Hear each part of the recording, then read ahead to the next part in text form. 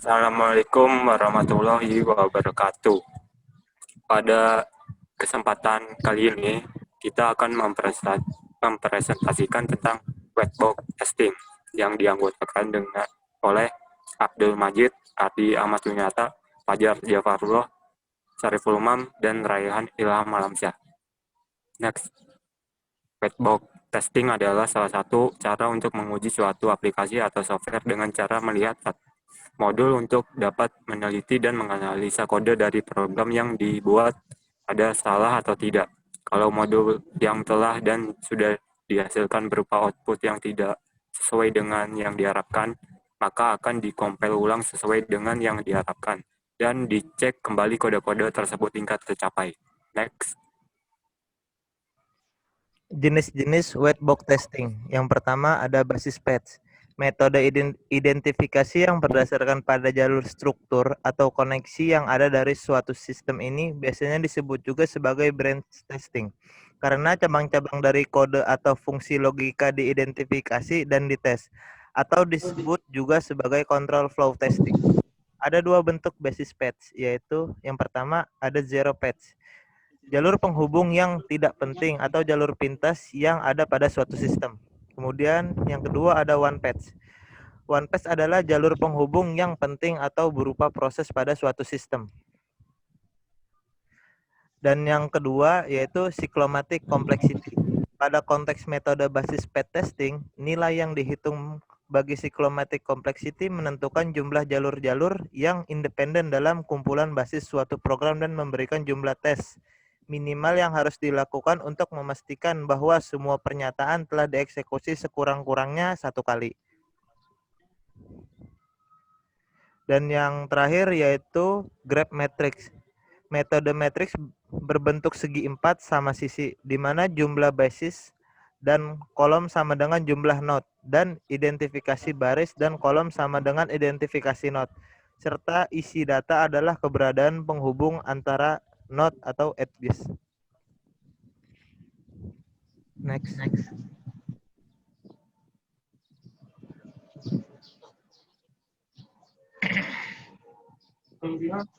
Kelebihan whitebox testing. Yang pertama, kesalahan logika. Menggunakan sintak if dan sintak pengulangan. Dan langkah selanjutnya, metode whitebox testing ini akan mencari dan mendeteksi sengaja kondisi yang dipercaya tidak sesuai dan mencari kapan suatu proses perulangan diakhiri. Yang kedua, ketidaksesuaian asumsi.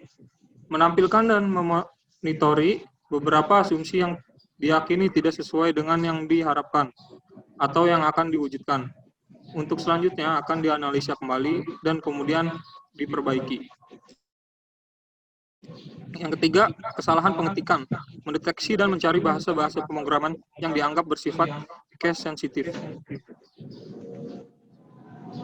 Kelemahan dari whitebox testing ini, pada perangkat lunak yang jenisnya besar, metode whitebox testing ini dianggap boros karena melibatkan banyak sumber daya untuk melakukannya.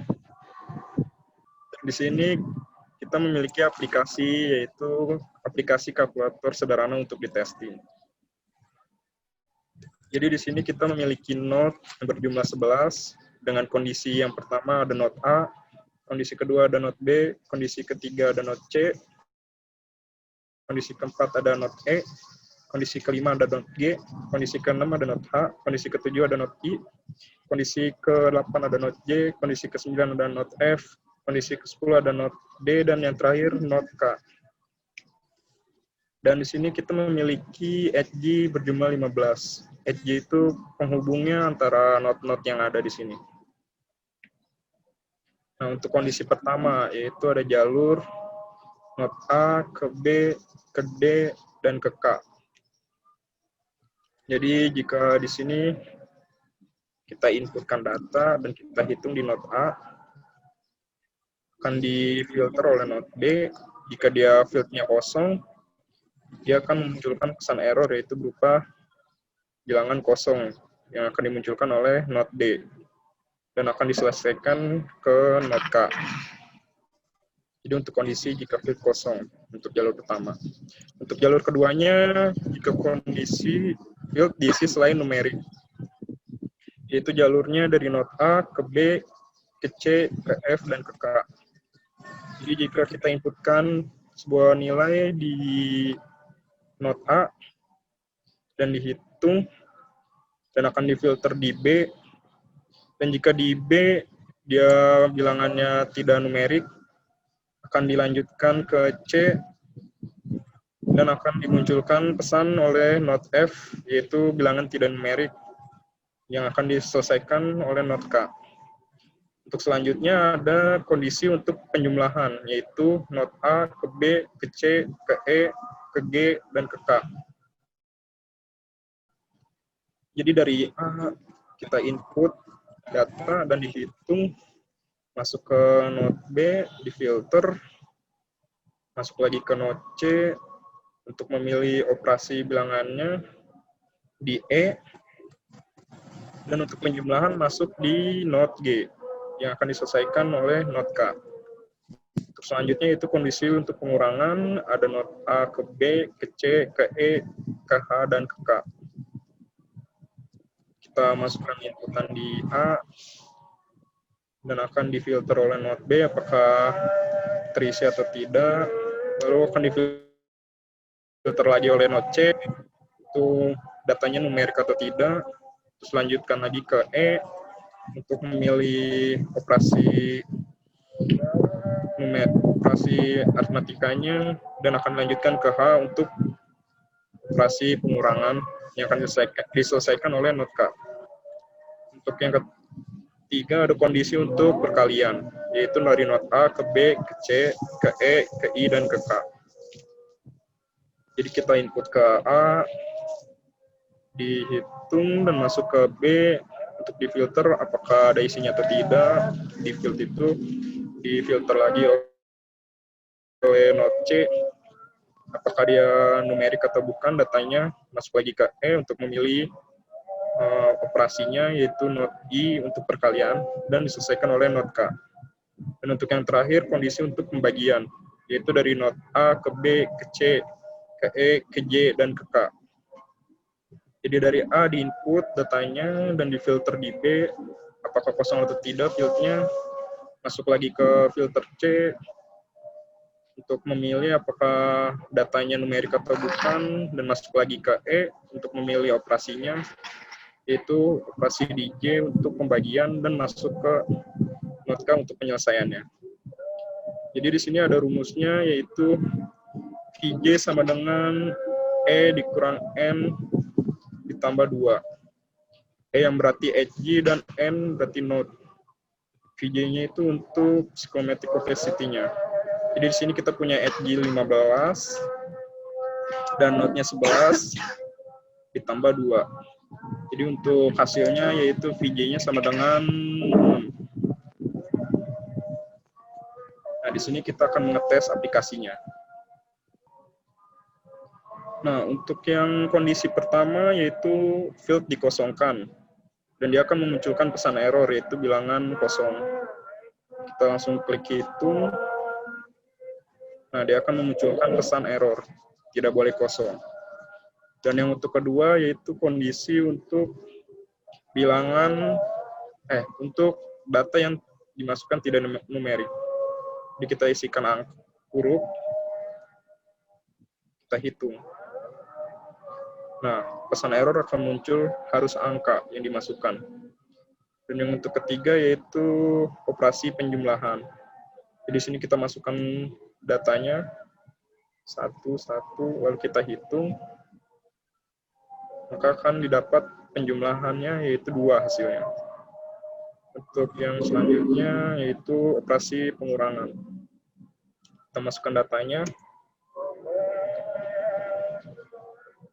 Kita ubah operasinya, pengurangan, kita hitung, jadi didapatkan hasil 1.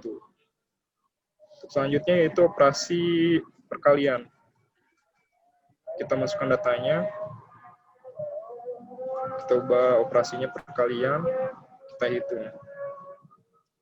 Dapatkan hasil yang sesuai. Dan untuk operasi yang terakhir yaitu pembagian. Kita masukkan datanya, kita ubah operasinya, pembagian, lalu kita hitung. Dan hasilnya didapatkan 2.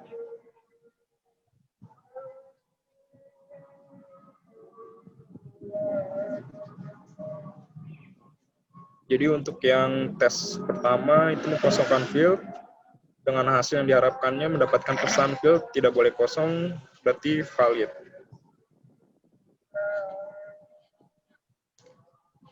Untuk yang tes kedua memasukkan huruf, akan mendapatkan pesan field harus diisi dengan angka, berarti dia valid.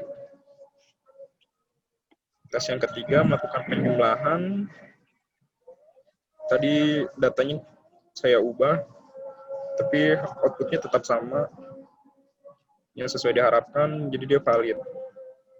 Dan untuk yang selanjutnya, pengurangan juga tetap valid, dengan output yang diharapkan. Untuk yang perkalian juga sama, output yang didapatkan valid, dan yang terakhir juga pembagian, output yang didapatkan juga valid. Kesimpulan dari kelompok kami, dan berdasarkan whitebox testing merupakan petunjuk untuk mendapatkan program yang benar secara 100%. Pengujian dilakukan berdasarkan bagaimana suatu software menghasilkan output dari input. Pengujian ini dilakukan berdasarkan kode program. Salah satu cara untuk menguji suatu aplikasi atau software dengan cara melihat modul untuk dapat meneliti dan menganalisa kode dari program yang dibuat, ada yang salah satu tidak. Sekian dari presentasi online dari grup kami. Kurang lebihnya mohon maaf. Wabillahi taufik wal hidayah. Wassalamualaikum warahmatullahi wabarakatuh.